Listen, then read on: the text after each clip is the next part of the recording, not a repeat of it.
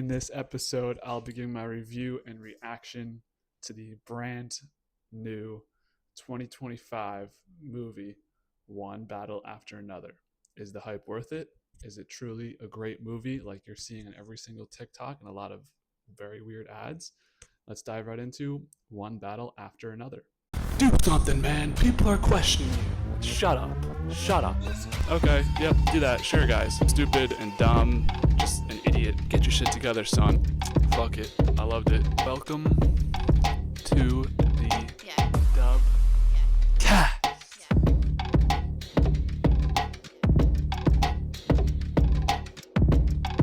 Coming into One Battle After Another, I had actually said that I probably won't see this movie because the director is Paul Thomas Anderson. Now, I started off my Paul Thomas Anderson journey with There Will Be Blood, Daniel Day-Lewis, one of the greatest, Daniel Day-Lewis performances, highly regarded, very good movie.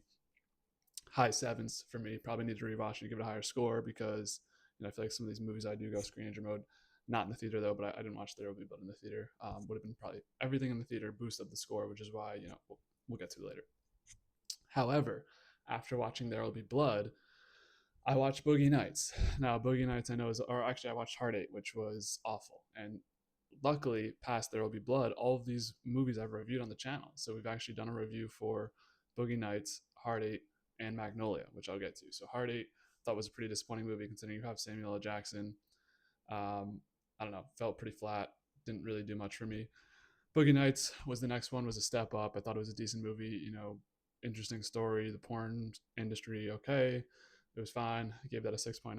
Had to do it for the memes, but also felt like that was a pretty fair score. And then what truly let me down on the Paul Thomas Anderson train was Magnolia. Now, very niche group of people here, but if you've ever seen those videos of the swipe, they do the IRL swiping. If you're, I'm deep pulling right now. I know I am.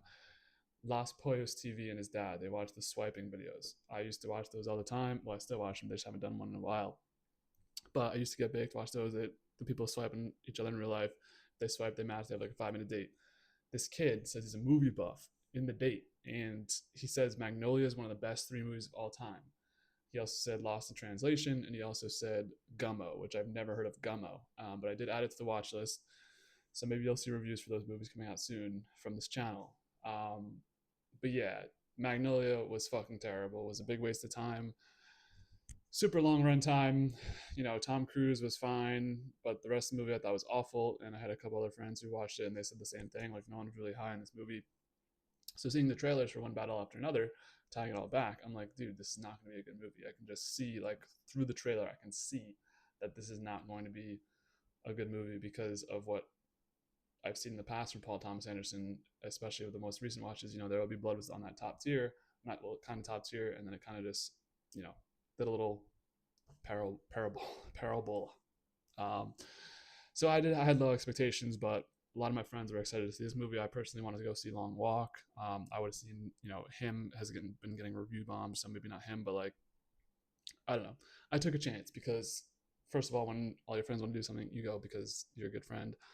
But also Leo. And now Leo, looking at every Leo movie I've watched, I don't think there's been a miss, which is going to lead into my actual thoughts on this movie. I thought this was a great movie.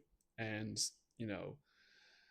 not really the type of movie I like, where Magnolia, Boogie Nights, Heart 8, they kind of just have like, I struggle to describe it, but that sense of, oh, there's just random shit going on. It's just supposed to be fun, like True Romance. Like I don't like that type of movie. But this one felt like it was more organized and also was actually funny. Like I've actually not laughed in a theater in a while, like out loud. Like I'm not a big out loud laugher. It takes a lot for me to laugh out loud, and maybe I'm just being whatever, but that is true. And I found myself actually chuckling in this movie a couple times. Dark. This movie is described as a dark comedy action thriller, and yeah, I mean the dark part, not really, because it's kind of like it felt pretty satire-y to me. But comedy hits, action hits, because it's just like insane action that doesn't really make sense. And the thriller, yeah, if you're invested in the storyline, man, I got shaving cream in my nose, man. So fuck, I can smell it. the thriller part, if you're into the storyline, fuck it, go for it. Like it's a good movie. So yeah, coming into it, like we'll talk about another review that I have coming up with Sean Penn as well, but didn't really care about Sean Penn. Haven't watched many Benicio del Toro movies, and then Regina Hall, Tiana Taylor, and Chase Infinity. I don't know any of those people. So I was basically seated for Leo and expecting to hate this movie with a runtime of 2 hours 42 minutes. It felt like this was going to be a 2025 version of Magnolia, which the friends I did see this with said that it was kind of like Magnolia, which I didn't really see personally. Thought it was probably kind of like Magnolia done right. Not even because Magnolia is fucking like no, those movies are nothing like Magnolia has like 7 storylines going on at once. This movie is a focused story. I think that helps movies a lot is when they're focused and when you jump around on all these different scenes or whatever.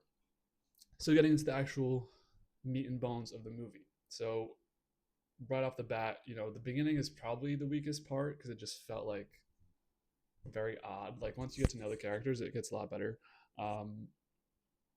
But the beginning is like very weird, where you're like meeting these people and they're doing a resistance and they just take over a immigration site, which like good for them, but like come on now, I don't think that's realistic. Like I'm off X, I'm off Twitter, guys, I'm off the news. I don't know what anything that happens in the news, but I feel like I would hear about something like that happen where the civilians took over an immigration site. And I know this is a very timely movie with a lot of stuff going on in this country. So I don't know. That felt already like, okay, where are we going with this? Because this is already kind of unrealistic. And I mentioned that's kind of the part I don't. Well, I don't mind some of the unrealistic parts, but if it's like all just like trying to be like come off as serious but be unrealistic, that's when I don't like it. But then once movie gets into its like satire bag, that's when it really gets good. So we meet Pat, who I will refer to as Pat, even though he changes his name throughout the movie, and Perfidia, along with Lockjaw, which was a very uncomfortable scene where Perfidia just pulls up on him. He's like the leader of this immigration site, and she makes him. She's like, "Get up, get it up," and then he's like, he stands up. He's like, "I'm up, bro." No, she means, yeah, super uncomfortable. I mean, I give Sean Penn credit because he's a very well acclaimed actor to take like a goofy role like this, and basically, he kind of gets a little bit humiliated throughout this movie. But that was a very uncomfortable scene. I was like, what are we doing here? Some of y'all out there enjoy that weird stuff, but I don't know. Maybe someone describe that to me. Like, what's the point of that scene? It felt very like off base and odd. Um, but yeah, they become a couple too, where like they're banging in a motel and he likes to be dominated, which I thought was a very interesting layer to the movie where he comes off as this like hard-nosed general blah blah, but then it's like, oh, he just likes to like be put up in cuffs and stuff. And I don't know, thought that was interesting. And Perfidia is a very complex character, and she dips out like a third of the way through the movie. So interesting that she's like, because you come away from this movie, obviously you think of Leo first, but then it's like, oh yeah, Benicio del Toro and Sean Penn, but you're like, that chick had an impact on me. She's only in like the first third or so of this movie because she has a baby supposedly with Pat, but dips in the family, rats on some of their crew, the French 75, and goes into witness protection program, which is very off base for her character too, because she's very like "Vive la resistance" type shit. But I did like this whole scramble of Pat and the baby being forced to evacuate once they learn about it, and he's like, this tech guy just comes up to him and is like, you need to learn all this in 15 minutes and then burn it, and then you got to learn everything. And then obviously that's going to come up later in the movie as part of the comedic aspects. But that was cool to see them like have to disappear, find a new identity, get out of there. And Perfidia is just left alone in a house when she's doing witness protection program, which made no sense to me. Like, wouldn't you want somebody watching over that person, especially when they're a flight risk, like someone who's part of a major resistance and part of a leader of major resistance? Felt like maybe we could have, I don't know, locked that up. But she gets away and just never comes back to the movie. So time jump of a lot of years because the baby's now like a junior in high school. I think it's like a 16-year time jump. And we catch up with Pat, who's a paranoid drug addict, mostly just smoking weed all the time. He's got like dab rigs and shit, and he's deep into the woods, and he's super protective of Willa. He's still got that like father mentality. We see early on that he was actually the father figure, or obviously he's the father figure, but he was the one who's being protective while Perfidia went out to go do more do more raids and do more missions and shit, and that's what got her caught. Um, so it's Leo's pretty apathetic as always in this movie. Like you like his character, but yeah, he's taking a deep turn where he's just turned to drugs. Obviously, lives a stressful life where like these people are still might be looking for you, especially Lockjaw, who's this like larger than life villain almost, where he can just kind of command a force to come after you whenever he wants.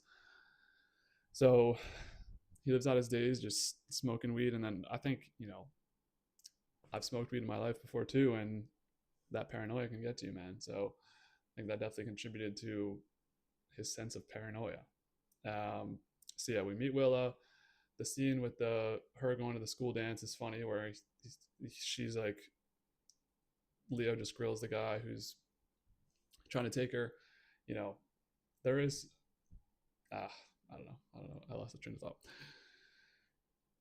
Yeah, so I mean, we kind of catch up with them. Willa's headed up for the school dance, but Lockjaw is at a meeting now. He's still around too, all these years later, and he's invited to join the Christmas Adventurers, a secret society group of white supremacists. So you're kind of like, it felt very like off, like something's going on here.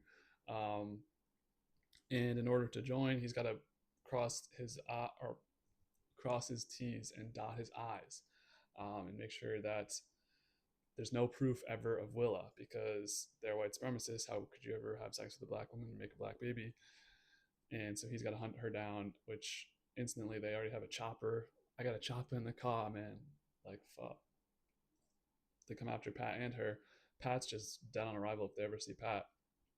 But they need to get Willa, make sure, well, he wants to get Willa, do a DNA test, make sure he's not the father, and if he is, he's got to kill her. So Willa is at the school dance, and another, I think an underrated part of this movie is the scenes where they're trying to come after Willa. Well, just come after the people in general from the French 75, and they have like the hype escape. I don't know why I always call this guy like the bear, but he's like the Billy Goat. Billy Goat gets caught, which actually leads on to their location and trying to get our Lockjaw trying to get their location. But Willa being at the school dance, she goes to the bathroom, and then all of a sudden someone pulls up on her. Now I thought this woman was the mom because I thought this was Perfidia because she looks very close to Perfidia. I'm like, is that just her mom right there? But no, it's just another committed member of the French 75. Super cool. I always like those scenes where like we got to go now, and then they just go. So yeah, Lockjaw is going to invade where they are, which is a fictional town. I did look this up, Beckton Cross. So this is not a real place, even though they were in Denver. So it's like kind of like a Gotham vibe, I guess. And they go to find Pat and Willa. So kind of sets up the whole thing here. And this movie didn't feel too long, but 2 hours and 42 minutes. Like there's definitely acts of this movie you can tell. First act, and then it's just I guess it's only really 2 acts, but well, every movie has 3 acts, right? Second act is probably the best though, in my opinion. Anyways, yeah. So they're on the hunt for Pat and Willa. Obviously, Willa just got escaped. Pat, he is super paranoid on the phone. Can't figure out what to do, or gets a call and then doesn't remember the password. And gets that little sense of paranoia. He's got a tunnel in his house, dips out of the tunnel, and then can't recall the password to get help from the French 75, which are the funniest scenes in the movie, where he's like, this is my favorite scene was when he like keeps calling, gets rejected, and the guy won't accept it because you have to say the password in order to get the message. And he's like, dude, he's like, listen, man, I fried my brain out smoking weed. Like, you got to help me out. So I thought that was one of the funniest scenes in the movie. Still makes me laugh when I think about it. So yeah, once he gets out of his tunnel, he needs some friends. Luckily, Will has been training with a karate trainer, which we only had like one scene of, but it's Benicio del Toro, and it's Sergio. And so Sergio is another hyped character to add onto this. I think all of the main three male characters, well, all of the characters in this movie delivered really, because Sergio's just hype whenever he sees Pat. He's like, we gotta get you a Modelo, and just gives him a beer. And so it turns out Sergio is running a tunnel system as well, and plugs Pat to run through this tunnel system. But first, they got to jump off a bunch of roofs. Pat just eats shit off a roof, and this was very Paul Thomas Anderson. Sorry, I'm fidget spinning as well. This is very Paul Thomas Anderson, where he just falls off a roof onto a tree and just like survives. Which is like, okay, yeah, we'll do that, I guess. And then gets arrested, which like this is one of the most targeted men in the whole. He's one of the whole reasons for the whole raid, but Sergio's got mob ties in the hospital, so they're able to get him out of there. So that was cool because you see like the woman nod at him like, "Hey Pat," like because he's fucked up. He's on drugs. He's fell out of a tree. He got arrested. Um, but then they're able to free him in the hospital. So that's cool. Willa learns her mom was a rat, so she'd been told for years and years by her father that obviously her mom's a hero, and I think it's going to be a tough debate for Willow on what she actually believes because the story goes back and forth. Obviously, we'll get to it at the end, but I feel like that's a great complicated character. Like I was mentioning in Perfidia, like we don't know what she's supposed to be, Um, so I like that. I like that part of it. Continuing on, so the Christmas adventurers, that group of white supremacists, they find out that there is something going on with Lockjaw. There might be a little snafu of him joining. It's a very prestigious club. They had to go through a lot of hoops to jump through just to offer him to join. So when they find out that he might have a African American child, nope, we can't take him in here, even if there's a chance. So you got to go kill Lockjaw and Willa. And while this is happening, Pat, after escaping from the police, is in the car with Sergio, just gets yeeted out of the car. I thought that was another great scene. So really, it's like as the movie goes on, we just get more and more unrealistic, kind of, but it adds to it. It's great. You're already live in this movie like 2 hours, and you're like, fuck, I love it. DubCast line right there, fit it in. Yeah. So the Christmas adventures are coming after Lockjaw and Willa. Authorities are still after Pat, but Pat's now basically shifting to go try and find Willa to save her. Crazy scene where Lockjaw does this DNA. Well, this isn't the crazy scene, but Lockjaw does the DNA test, confirms it, and then instead of doing the damage himself, he hires a bounty hunter to send her away. I thought he was going to go for the kill, but I guess he just wanted her out of the picture, which makes sense because there is like that little sense of empathism, if that's a word, in him, to let her go and let her be free because she is his kid. And it's kind of a big turn for the viewers where it's like a low key thing, like, oh, Pat's not even her father. That's a very odd thing there, but it's just reality. So yeah, the bounty hunter, there's a bunch of stuff there with him going to these intermediary. Okay, we'll get to that in a second. Meanwhile, the Christmas adventurer, as Lockjaw is driving away from that interaction with the bounty hunter, he pulls up on Lockjaw, which coming to the end of the movie makes a little, well, no, it actually does make sense because, okay.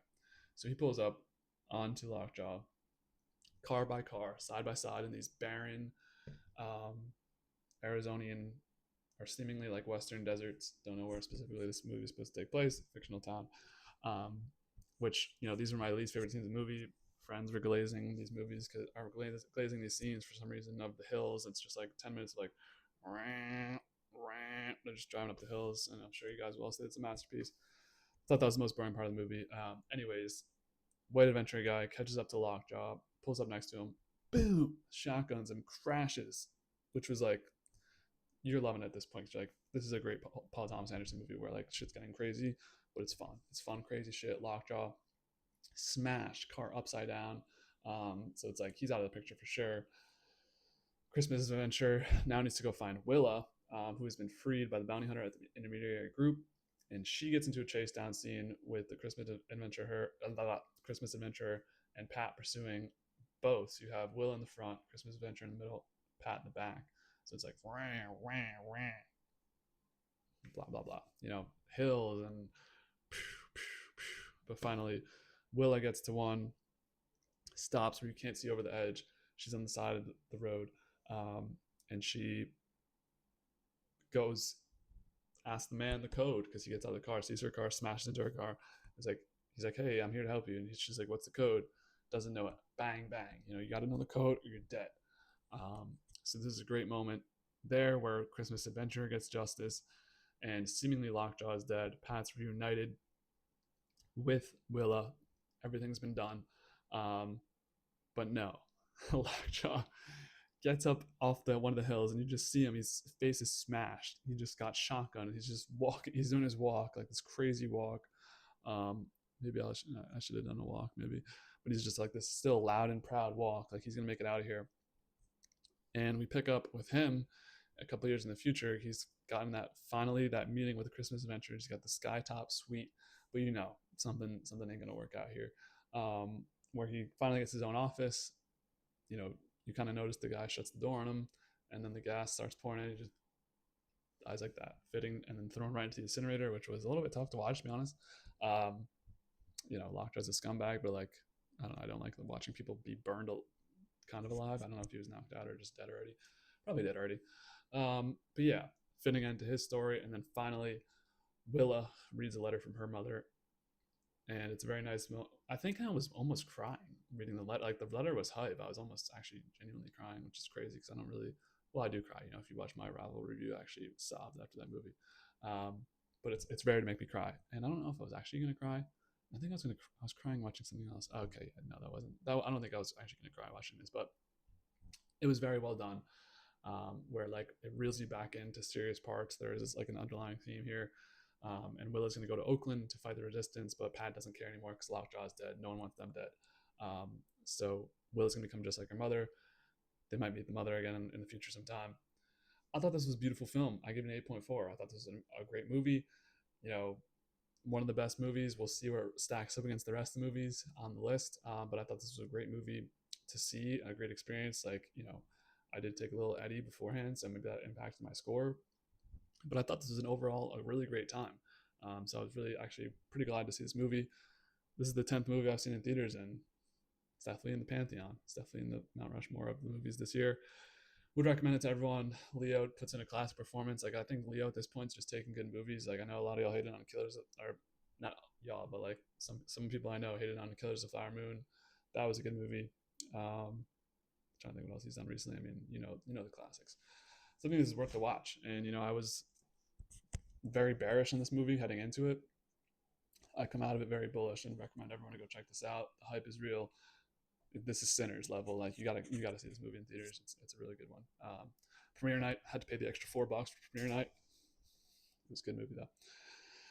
So yeah, where does this movie come into the rest of the DubCast pantheon? So this is the 73rd movie we've reviewed so far on the DubCast, and this is number 15. So very highly regarded. Given a couple of 8.4s before, we gave Eight Brothers an 8.4, Eternal Sunshine of the Spotless Mind an 8.4, Snowpiercer an 8.4, and Beautiful Boy an 8.4. I like this one to be in the middle of those, so I like Brothers and Eternal Sunshine of the Spotless Mind. Did I say Eternal Brothers? Eternal Sunshine of the Spotless Mind better, but I got this movie over Snowpiercer and Beautiful Boy. I actually think Snowpiercer is a pretty good comparison for different ways, like very different storylines, but there's overlying themes of the same kind of thing there. Not really, but I don't know. It falls in the middle of those 8.4s. Paul Thomas Anderson movies. Easily the best Paul Thomas Anderson movie reviewed so far on the channel, beating Boogie Nights, which was a 6.9, Magnolia 4.9, Hard 8 4.7. So Paul Thomas Anderson has earned my respect after this one. Maybe I'll watch some more movies of his in the future.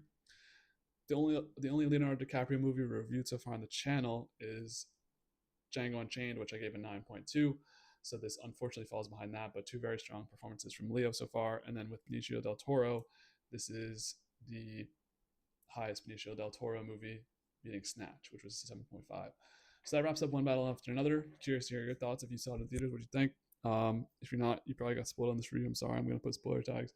But yeah, beautiful movie, awesome movie. Actually, really glad I went. So definitely recommend y'all to check this one out. Coming up on the DubCast, I don't know when this review is going to come out, but recently I showed it on UFC and NFL live stream. Movie reviews coming up. We got Mystic River. Then I got a 3-pack for you guys. That'll be a surprise. Then I'm catching back up. I got to get back on the movies, man. I've been procrastinating. I will be watching more movies, maybe in theaters, maybe not, but love watching these movies. So let me know if you guys have any comments to how to improve these movie reviews. I'm trying to do a little bit different formats and stuff. And yeah, what do you want to see from the DubCast? So I'll leave you out with that. And as always, be easy, y'all.